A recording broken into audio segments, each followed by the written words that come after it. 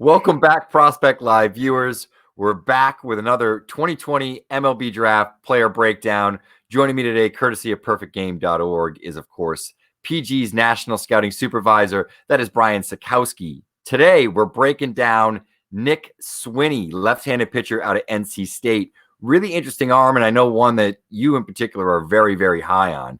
Pull up some video. Talk to me a little bit about why you think Swiney is a pro guy and one that, teams are going to target potentially on day one. Yeah, I mean it's a safe profile, like, in and of itself. And then when you add into the fact that his stuff is better than, like, the profile he represents, like, yeah, I think that's a guy that potentially should go in the back of the first round. And I understand that we're aggressive in that regard in our ranking of him as compared to the rest of the industry. But yeah, he was a guy who pitched well out of their bullpen last year, transitioned to the rotation this year. It was his first time as a full-time starter, and he was unbelievably good. The fastball is pretty average. It's 88, 92 for the most part. He'll touch higher than that. Given his lack of starting experience, there's some optimism that has some projection on it, the fastball. The changeup's plus. It's a plus left-handed changeup. He throws it right by right-handed hitters. You'll probably see several swings and misses on it here in the video. It's got really good action. Yeah, like, that's the type of changeup it is against right-handed hitters. And something that was a little bit of concern was that he'd never, and that not never is a bad word, but he didn't have a great breaking ball coming into this year.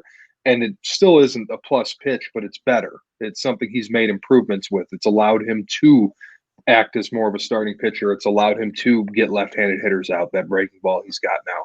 So yeah, I mean, it's you think about a changeup heavy left-handed profile with an average fastball, and that starts to build the profile of, like, guys we've seen taken in the second round before. But then you add in the fact that Swiney may end up throwing harder than having an average fastball, and the breaking ball is maybe ahead of some of those other guys. And yeah, I mean, I think that's the type of profile that generally speaking should be considered in the back of the first round. But there's the lack of the track record as a starter is working against him. It's obviously an extraordinarily talented college pitching class, like an all-time type of college pitching draft class. So yeah, I mean, it wouldn't surprise me if he slips into the second round, but yeah, I think that's a guy that needs to go in the first 50 picks for sure. Do you think he's a guy that maybe a team that's, maybe looking to go a little under slot later on in the back end of round one, or, even in the competitive balance round there, could potentially target a guy like Swiney?